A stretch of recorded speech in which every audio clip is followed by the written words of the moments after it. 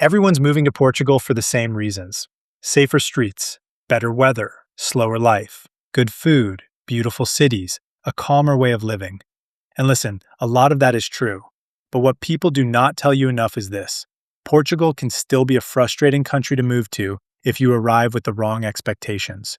Because the hardest part is not usually the beauty, it's the reality, it's the bureaucracy, it's the housing stress, it's the first 90 days. It's the little daily things that slowly test your patience. And depending on who you are, especially if you are Black like me, there are also certain situations you need to be mentally prepared for. So this video is not to scare you. It's to help you see Portugal more clearly before you make a big life decision.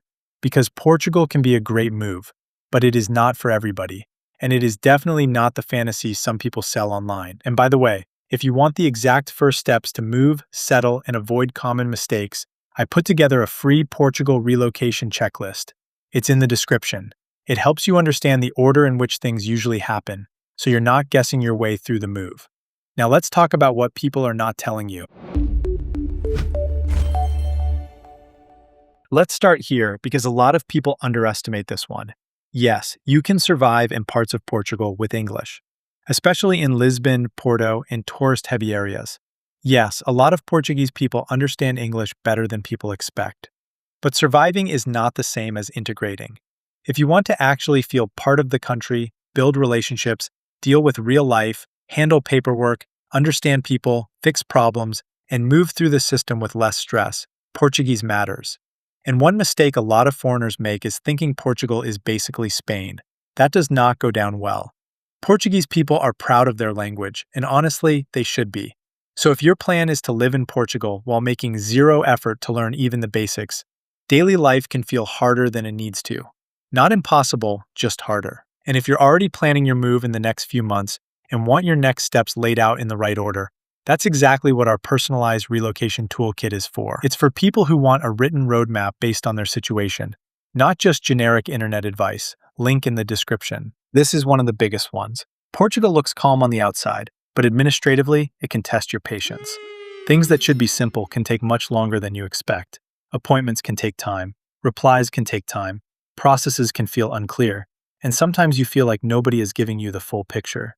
And if you're moving here through a visa route or trying to legalize your life properly, you can end up in situations where one missing detail slows down everything else.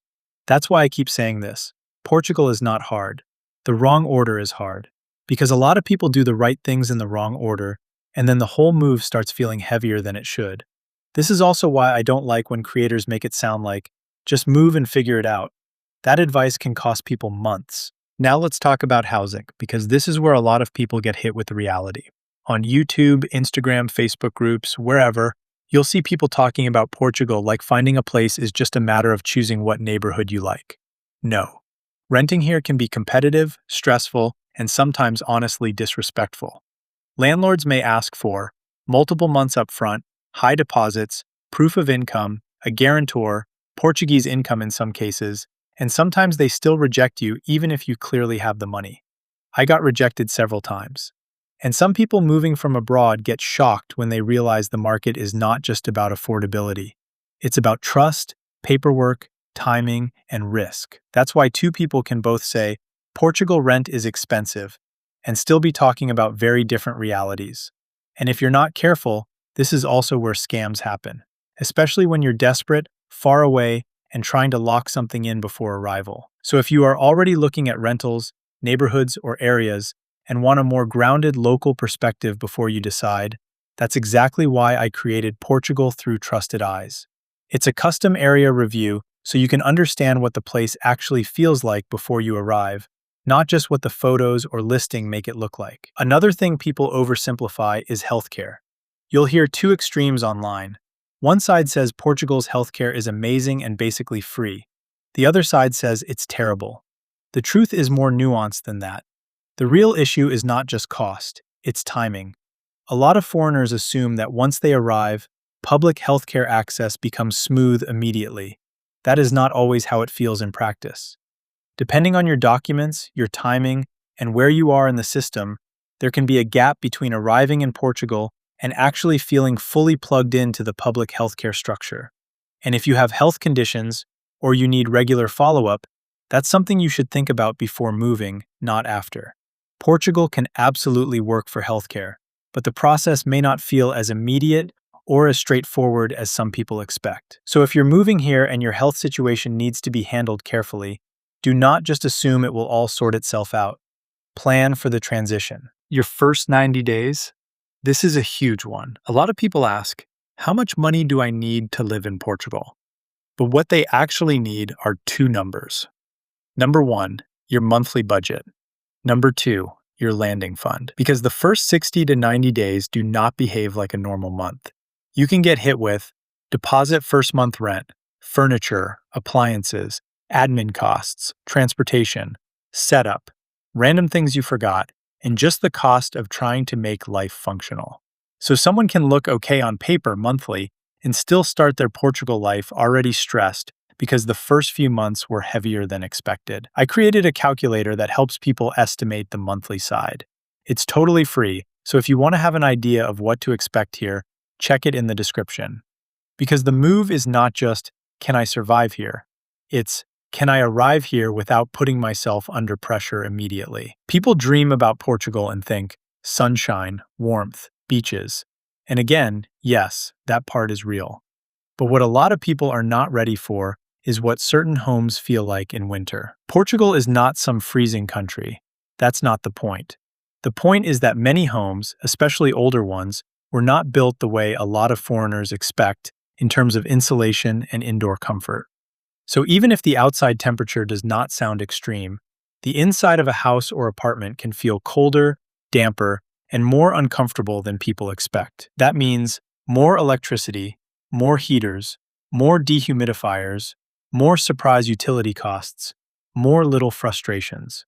This is one of those things that sounds small until you're living it. And it's also one of the reasons area and housing choice matter so much more than people realize. Not all Portugal feels the same. Not all buildings feel the same. Not all good deals are good deals. Let's talk honestly. Not the whole country, not every person, not every day. But yes, if you are Black, there is a chance you will run into situations that remind you that racism exists here too. And I'm not talking only about some dramatic headline. I mean real-life moments, traffic, public transport, small arguments, random tension, situations that should stay normal, but suddenly somebody throws in racial language, or a go back to your country type of comment. And if you pay attention, you can even see the tone of some of it online, even in my comment sections. Again, not everyone, not the whole country, but pretending it doesn't happen would be dishonest. What also makes this frustrating is that some people talk as if foreigners are the enemy, while forgetting that Portuguese people themselves have migrated all over the world for generations. Travel and migration are normal parts of Portuguese history too. So if somebody comes here, works, pays taxes, respects the culture, and tries to build a life the right way, that person is not an enemy. So if you are Black like me, or visibly foreign in a way that stands out, don't be surprised by these unpleasant moments. Another thing people don't talk about enough is daily friction. Not every city in Portugal is built for effortless convenience. Not every public transport experience is smooth. Not every neighborhood gives you the kind of daily ease people assume comes with Europe. Some areas are amazing if you live central. Some are much more annoying if you live outside the center. And that changes the budget too. Because suddenly, you need a car, fuel matters, parking matters, time matters, your lifestyle changes. So Portugal is really a collection of very different experiences, not one single experience. The version of Portugal somebody gets in central Lisbon is not the same as the version somebody gets outside the center, or inland, or in a quieter, smaller city. That's why broad advice can only take you so far.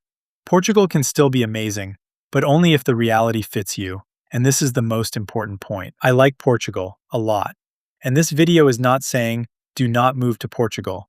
It's saying, do not move to Portugal only because the internet made it look dreamy. Move because the lifestyle fits you, the trade-offs make sense to you, your finances are realistic, your expectations are grounded, and you understand that every country comes with friction. Portugal can still be beautiful. It can still be calm. It can still be one of the best moves you make, but only if the real version of it still makes sense to you. not the fantasy version, the real one. The point is, knowing what you are walking into before you build a whole future around a dream. If you still feel like Portugal could be right for you, just make sure you move with clarity, not assumptions. If you want the exact first steps, the free Portugal relocation checklist is in the description. If you're moving soon or already here and need fast clarity, book a clarity call. And now I want to ask you, what part of moving to Portugal feels hardest to judge right now? The money, the housing, the bureaucracy, or the lifestyle fit?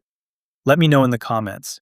And if this video helped you see Portugal more clearly, watch the next one on screen, because it'll help you go even deeper before making the move. Click now and I'll see you there.